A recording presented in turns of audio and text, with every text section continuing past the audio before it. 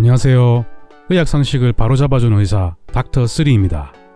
오늘도 제 영상을 클릭하신 분들에게 감사드립니다.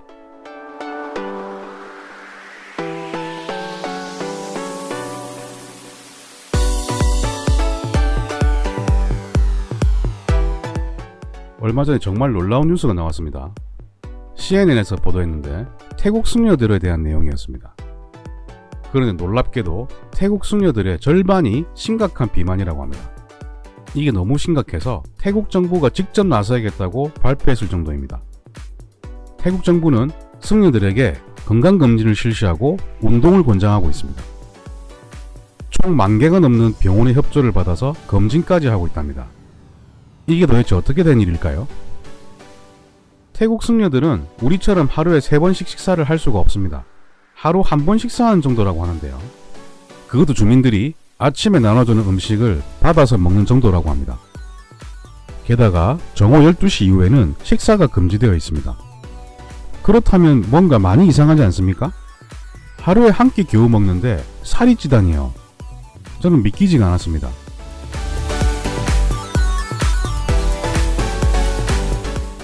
태국 숙녀들은 정오 12시 이후부터는 식사를 할 수가 없습니다.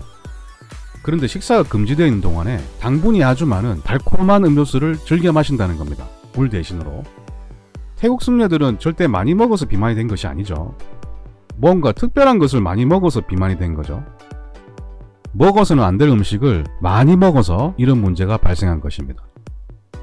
많은 분들이 당뇨와 치매가 좋아지려면 뭘 먹어야 하는지 물어보십니다. 하지만 뭘 먹어야 하는가가 중요한 것이 아니라 무엇을 먹지 말아야 하는가가 훨씬 더 중요합니다.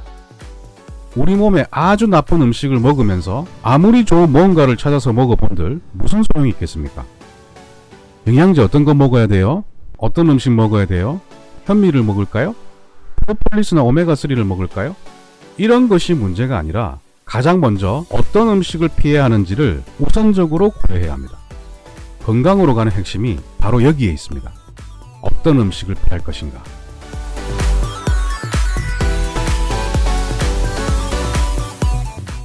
자, 이제 오늘의 주인공이 등장했습니다. 태국 숙녀들이 음식을 자주 먹지도 않고 많이 먹지도 않는데 숙녀의 절반이 심한 비만이 된 이유가 바로 이것, 설탕입니다. 태국 숙녀들이 매일같이 즐겨 마시는 음료수는 다름 아닌 설탕물입니다. 설탕도 몸에 안 좋은데 설탕이 우리 몸에서 가장 빨리 흡수될 수 있는 액체 설탕을 물 대신 마시니까 정말 많은 설탕이 몸에 들어가게 될 겁니다. 그것도 아주 빠른 속도로 말입니다. 설탕이 우리 몸에 얼마나 해로운지 한마디의 말로 확실하게 담아낸 의사가 있습니다. 그는 설탕을 먹는 것은 술을 마시는 것과 다를 바 없다고 했습니다.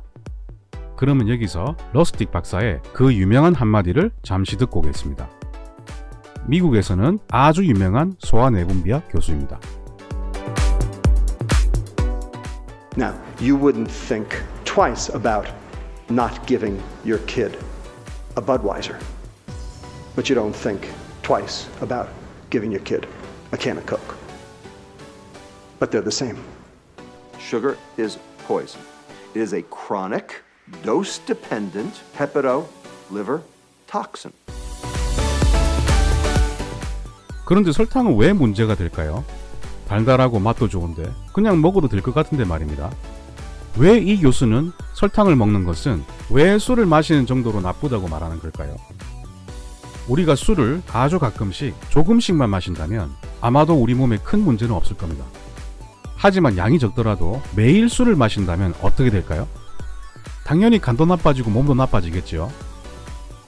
그런데 설탕은 어떻습니까? 우리는 설탕을 하루도 빠짐없이 그것도 아주 많은 양을 끊임없이 먹고 있습니다. 아주 어린 아이 때부터 성인이 되어서도 하루도 빠짐없이 우리는 몸에 설탕을 부어왔습니다. 아주 간간히 설탕을 먹어온 것이 아니죠. 만약 우리가 담을 수 있는 그릇이 넘치게 된다면 우리 몸에 심각한 문제가 발생하기 시작할 겁니다. 우리가 평생 먹을 수 있는 술과 설탕의 양은 정해져 있습니다. 그 이상 먹거나 마시면 우리 몸은 무너지기 시작할 겁니다. 그것이 바로 당뇨와 치매의 시작입니다.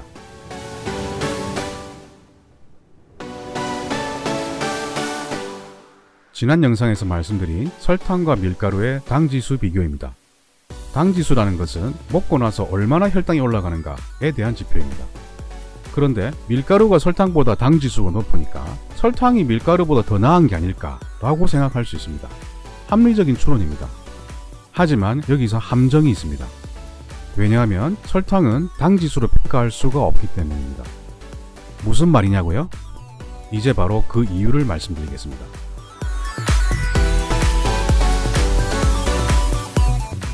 밀가루는 왼쪽 그림처럼 거의 포도당으로만 이루어져 있습니다. 그런데 오른쪽 그림의 설탕은 포도당 한 분자, 과당 한 분자가 붙어 있습니다. 즉 두 개의 분자로 되어 있습니다. 이를 이당류라고 합니다. 그러니까 설탕 한 분자를 먹으면 포도당 한 분자와 과당 한 분자를 같이 먹는 겁니다. 이러면 정확한 측정이 어려워집니다.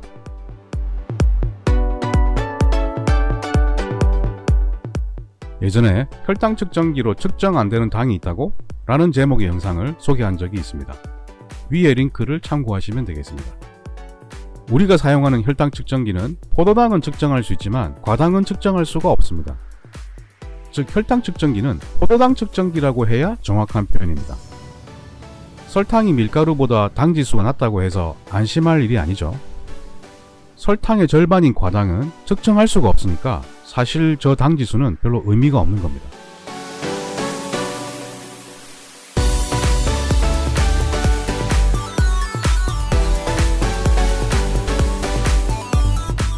So here are the phenomena associated with chronic ethanol exposure.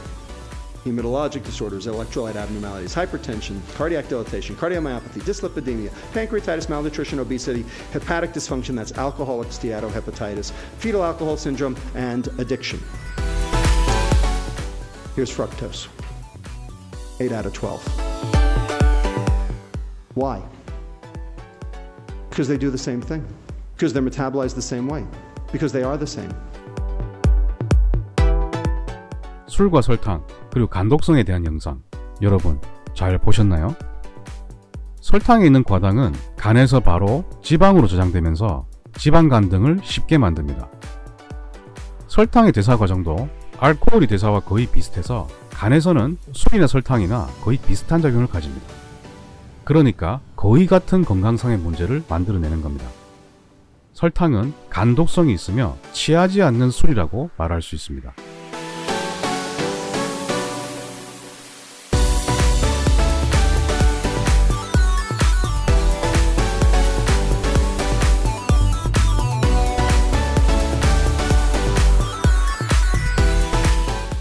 설탕에 포함된 포도당부터 한번 볼까요?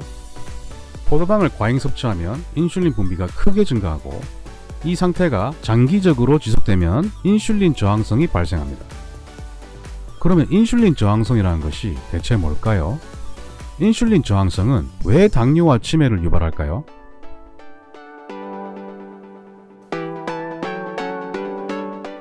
여러분, 양치기 소년의 이야기를 잘 아시죠?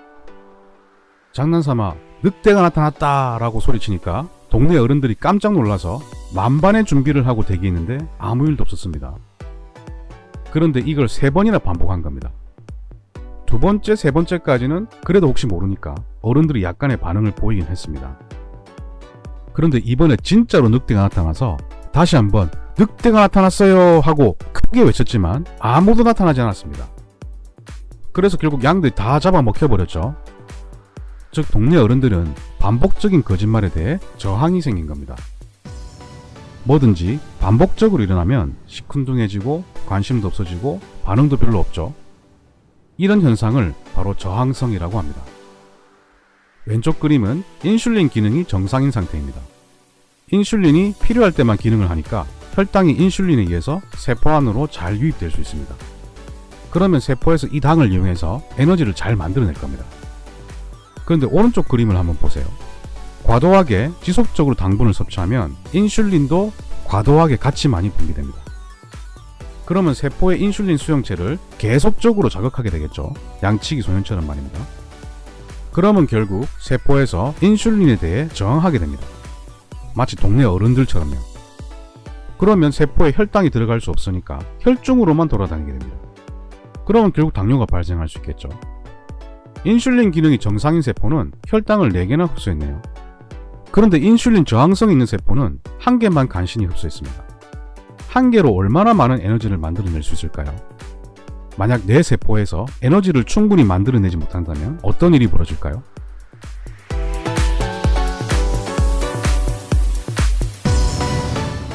설탕에 포함된 포도당만으로도 많이 먹으면 인슐린 저항성이 발생하면서 인슐린이 과도하게 분비되어 지방이 많이 합성되고 지방간 등의 내장지방과 비만이 발생하게 됩니다. 인슐린은 방금 설명드린 것처럼 혈액 내의 포도당을, 즉 혈당을 세포 안으로 들어가게 해주는 작용을 합니다. 인슐린은 뇌 세포 안으로도 포도당이 들어갈 수 있게 해줍니다. 우리 몸의 모든 세포가 이런 인슐린의 작용으로 포도당을 공급받습니다. 만약 인슐린 저항성이 생긴다면 혈당이 뇌 세포 안으로 이동할 수 없게 됩니다. 즉 혈액 내에는 당이 아무리 많아도 세포 안에는 당이 없는 그야말로 풍요 속의 빈곤이 발생하는 겁니다. 세포들 자신들은 당분을 공급받지 못하니까 결국 굶주리고 있는 상태와 마찬가지 상황이고, 굶주린 상태에서는 에너지를 만들어낼 수 없겠죠. 그러면 당연히 뇌 세포의 기능이 크게 떨어질 수밖에 없을 겁니다. 이것이 바로 치매의 아주 중요한 원인이 됩니다.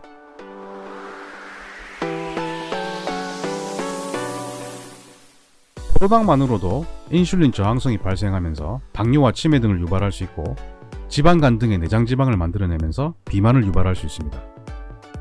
그런데 문제는 이게 다가 아니라는 거죠. 설탕이 심각한 문제인 이유는 설탕의 절반이 과당이기 때문에 그렇습니다. 과당은 포도당과는 달리 우리 몸의 세포에서 전혀 사용할 수가 없습니다. 과당은 오직 간에서만 대사되고 아주 빠르게 지방으로 바뀝니다.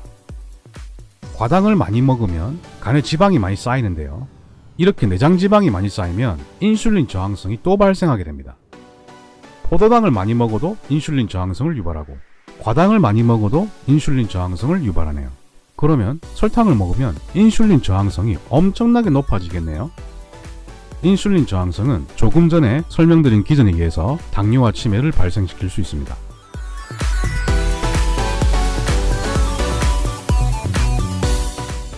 이 사진은 지방간의 현미경 사진입니다. 1번 사진은 정상이지만 2번, 3번, 4번으로 갈수록 간에 점점 지방이 쌓여서 지방간이 심해지는 모습입니다. 여러분이 탄수화물의 대표인 포도당, 과당, 설탕을 많이 먹으면 간이 점점 이렇게 변한다는 것입니다. 술만 지방간을 만드는 것이 아니라 과도한 탄수화물의 섭취도 마찬가지로 지방간을 잘 만들어냅니다.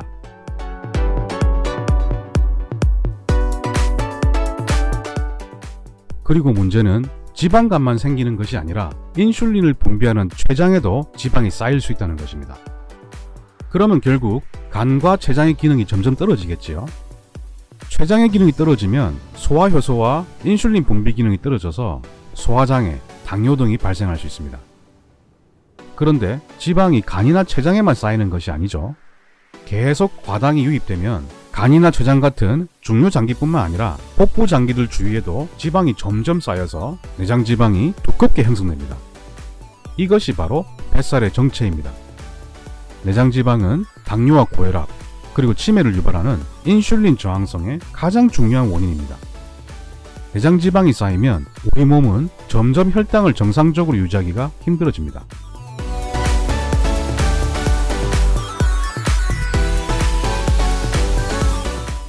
자, 이제 정리해볼까요? 포도당을 많이 섭취하면 인슐린 분비가 증가하면서 인슐린 저항성이 증가하게 되고, 과당을 많이 섭취하면 내장지방에 의해서 인슐린 저항성이 증가하게 됩니다. 그러니까 포도당과 과당을 같이 섭취하면, 즉 설탕을 섭취하면 인슐린 저항성 증가가 더블이 되겠네요. 그러면 더 강력해진 인슐린 저항성이 더 강력하게 당뇨와 치매를 유발할 수 있는 겁니다. 설탕은 독이지만 더블 펀치를 날리는 독이라고 할 수 있겠네요.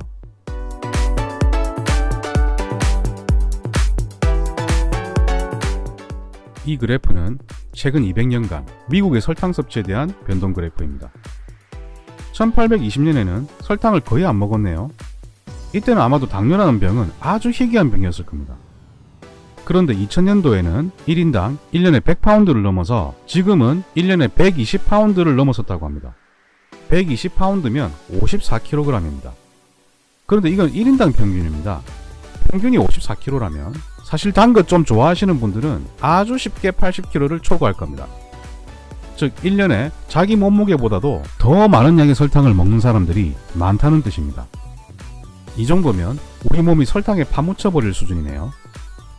저는 설탕의 섭취는 1년에 1kg도 허용되어서는 안 된다고 생각합니다.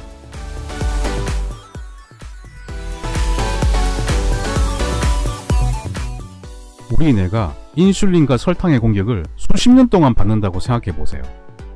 그리고 설탕 안에 있는 과당은 포도당보다 최소 10배 이상 해롭습니다. 당뇨 환자, 치매 환자가 최근에 많아진 것은 포도당 과잉도 문제지만 포도당보다는 과당의 과잉 섭취가 가장 주된 이유입니다. 즉 우리가 항상 먹는 설탕과 값도 싸고 최고의 단맛을 자랑하는 액상과당이 당뇨와 치매 등의 각종 생활습관병의 주범입니다. 이들을 계속 먹으면서 당뇨나 치매가 좋아지길 바란다면 그것은 그야말로 허황된 꿈입니다.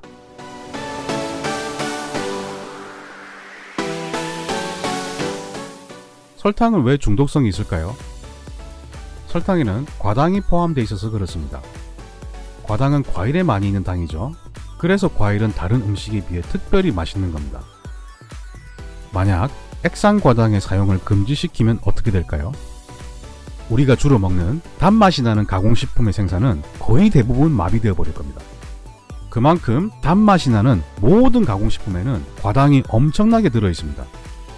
과당은 우리들의 음식 자체를 완전히 지배해 버리게 된 겁니다. 여기에 적혀 있는 음식들은 가급적 본인의 건강을 위해서 최대한 멀리 하시길 바랍니다.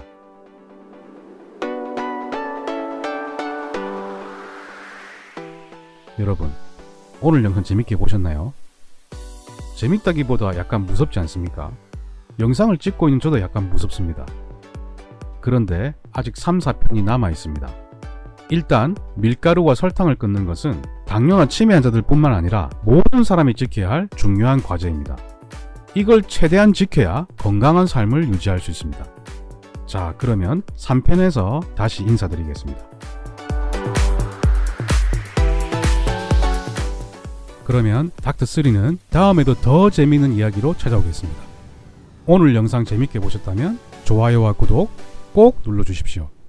그럼 다음 영상에서 또 만나요. 감사합니다.